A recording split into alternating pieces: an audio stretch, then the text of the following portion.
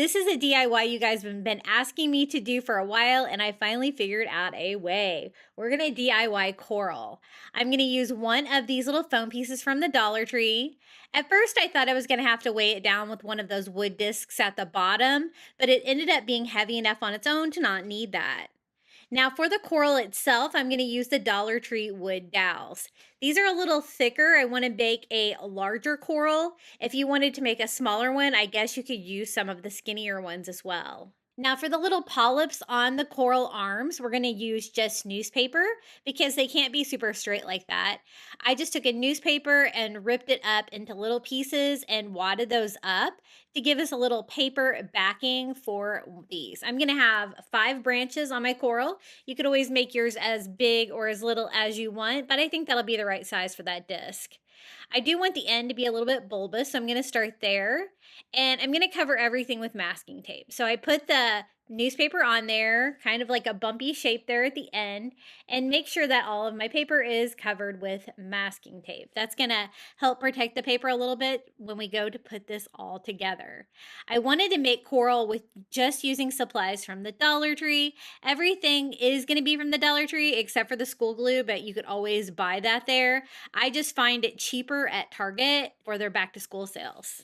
So I want another branch here. I want them to branch out like coral do on each side a little bit randomly. And so I just choose different sizes of the newspaper that I've wadded up. I tape to the dowel and then I go around the newspaper like that.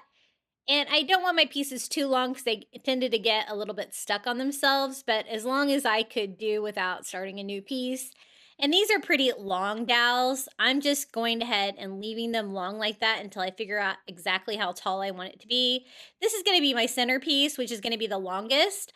I'm just going to cut my dowels with my miter scissors. I got those on Amazon and I love those for cutting dowels. I think that one looks pretty good. We can start on our second branch. I don't want them to be necessarily symmetrical, but I do want them all to have like bulbous ends here at the end, like coral looks. And there's so many different kinds of coral. This is kind of a thicker coral inspiration that I was going for this one, which is why I use the larger dowels and the larger like little pieces of newspaper, but you can make this as intricate as you want. I've seen people make coral using wire, but I could not really find any good sources of wire from Dollar Tree that's thick enough, that would be strong enough to hold this up. But if you're doing a more delicate coral, I think wire might work well. I thought that the wood dowels would just make this whole thing stronger. So I think they're going to make good branches. And the fact that we can add the newspaper like this makes them have more of that coral look. So I want this one to be a little bit shorter than the middle piece. So I'm going to go ahead and cut that one down as well. And then I'm going to do a third one that is about the same length as that one. So again, just newspaper, just random small pieces. I wad it up and I start at the top. This was a little bit time consuming to put together, but I absolutely love how it turned out. I know you guys have been asking me for a way to make your own coral, and I'm so glad I figured out a way. I was trying to determine a way to make it with supplies from the Dollar Tree. Like a lot of them call for joint compound, different things that Dollar Tree doesn't have. But I used baking soda grout for a Easter egg mosaic that turned out wonderfully. So it gave me the idea to try to make this coral with baking soda and glue. And I love how it turned out. So that is my second branch that I want to be kind of a medium length. Now for the final two, I want 2 smaller branches for the front so they don't block everything. So I'm just going to use my leftover pieces of dowel from those 2 pieces and do 2 more. These are going to be shorter little branches right here in front, but the process is the same. I do want them to have the little bumpy end. I find it a little bit easier to work with these before cutting them down. These are some of the shorter ones, so I don't really have that extra length, but I am leaving a couple of inches there at the bottom on my dowels, completely without any shapes down there so that I can put that down into the foam. And I thought that this was going to be a little top heavy with the coral up top, but since I cover the base with coral material too, it was plenty heavy enough, so I didn't even need to use the base that I prepared for it. So this is the last little branch of coral, and then I'm gonna show you how I'm gonna make this look like coral. This turned out so cool. It's actually dry now, but I haven't went to the steps of sealing it yet because I want it to be really dry before I seal it because I want this to be able to last. This made a pretty large piece of coral. If I were to buy this, this would probably be a lot of money. And, you know, most of the coral that you buy in the store is faux coral anyway. And now the fun part to make them look like coral. We're going to start with baking soda and glue. They're going to be a 1-to-1 ratio. I'm going to double it up, so 2-to-2 of baking soda and school glue. I ended up not quite having enough, so you're going to want to do 3-to-3, if that makes sense, because I did have to make more here to cover that base. I didn't really think about that, but I wasn't really sure how much of this I would need. Now, this isn't the only step in this, like, paper mache process. This is gonna be a lot of the doughy material that we make to cover them, but we need something a little bit stronger to bond it all together. And instead of using, like, a newspaper with paper mache, we're gonna be using toilet paper. So the first thing I did was just mix it up a little bit for the baking soda to start dissolving in the glue, and time for toilet paper. Now, I had like a 2-ply toilet paper, you know, probably the cheaper the better on this. I just stole a roll and I am just tearing that. I ripped it into individual layers and then ripped it in half and then ripped it into little bitty pieces and added that. So the ratio is 1 part baking soda, 1 part school glue, and then 1 to 2 parts of toilet paper. I added probably 2 parts of toilet paper. I didn't really measure it. I just added it, stirred it up, saw the consistency of it to see if I liked it. And you are probably going to need to add a little bit of water if it gets too thick. So I do have a little bit of water standing by, but right now I'm just adding a little bit more toilet paper. Now, I was worried my toilet paper had like a pattern on it, but the toilet paper fibers are so short, it dissolved right away in this to make like a paper pulp. I added a little bit of water because it was a little too thick. I think I added a little bit too much water. I did have to thicken it up here in a little bit. But we're going to start with our largest branch of coral first. And I'm just grabbing it and shaping it onto the coral. That's when I noticed it probably could be a little bit thicker. So to do that, I just added a little bit more baking soda to it to see if that made a difference.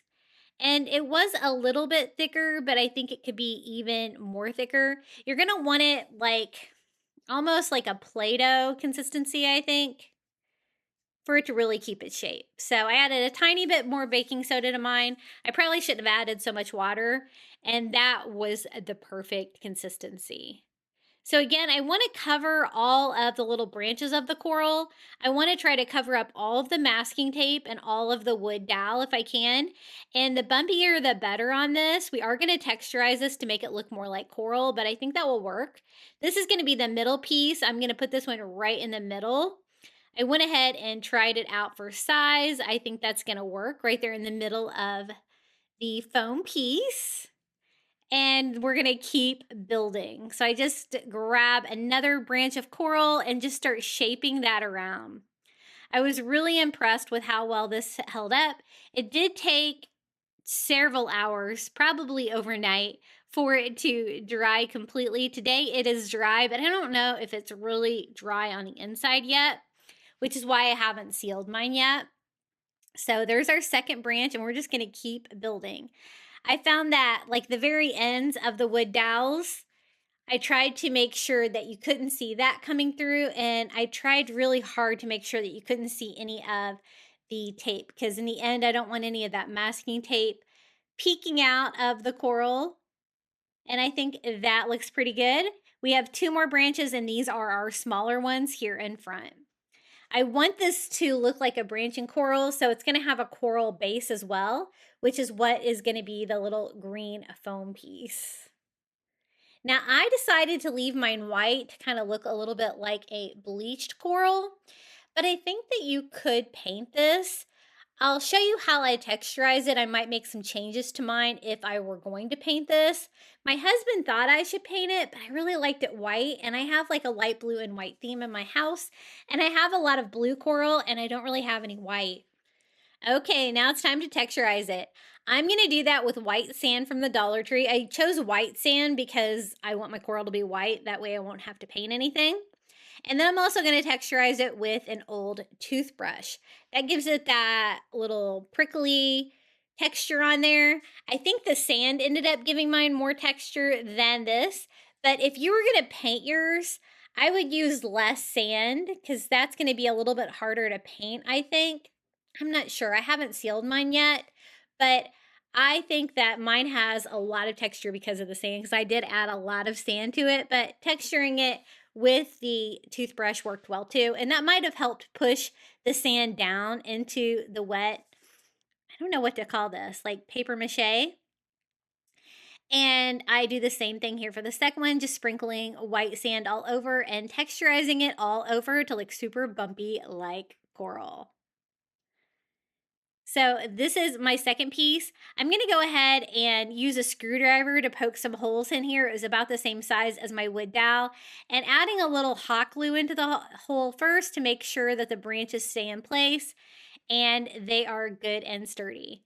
When I did push them in there, I did make sure to repair any damage I did to the end. Pushing it down, I don't want that dowel poking out at all. So I did the largest one in the middle, one of the medium ones in the back. This is the other medium one that I texturized with sand, and I'm going to put that in the back as well, and we can do the two shorter ones in the front. So again, I just poke a hole in the foam, put some hot glue in there, and add our coral branch. You can make them go out whatever direction you think is going to look good. And the great thing about this project is that it's so customizable. You can really make your coral look however you want. And I have a lot of coral in my house that I've purchased, all different kinds.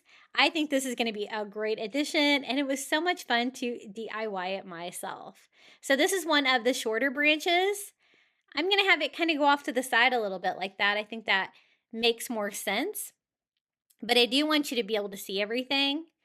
While it's still wet like this, you can still kind of mold it a little bit if you need to. And then this is the last piece of coral. Now, right now, you can see the wood dowels at the bottom a little bit, and you can see all that green foam. But we're going to cover all of that with the paper mache too. So last piece is going to be right here in front. And this is where I didn't have enough of the paper mache. And who knew you could make something so beautiful out of toilet paper and glue and baking soda, right? This is how much I have left, which is not going to be enough, but I can start filling in the top of the foam there in between the pieces to make it look like it's all one piece of coral. And then I'm just going to have to mix up a little bit more. I guess it's good to have too little than too much, I guess. I didn't have to waste any materials. So I did another 1-to-1 of the baking soda to school glue, and then added, of course, more of the toilet paper. I think the toilet paper is a really important part for this, for stability, to help hold everything together with those paper fibers. And I like the fact that I can just leave mine snowy white like this, and I didn't have to paint it. So that looks pretty good. I added a tiny bit of water to mine, maybe a little bit more baking soda. You're just kind of working with it to get it the right consistency. And then I just start grabbing pieces of that, working that around the foam base. I really like it without a base on it. Like I was going to do a wood base or an acrylic base there at the bottom, but I really like it just on its own like this. So what we're going to do is now add the sand and texturize what we just added. So I just sprinkle sand in between while it's still wet, and sand all around the edges. And then I'll go in there with my toothbrush as well to help texturize it. The toothbrush was definitely a time saver because you could really get a lot of little holes poked in it at the same time without having to kind of poke it over and over again with a skewer or something like that. So I just built up mine a little bit more here with my extra paper mache that I had, anywhere that I thought you might be able to see a little bit of the masking tape or the dowel coming through, or if I just wanted an extra area. But it is completely done. I'm going to set it aside and let it dry.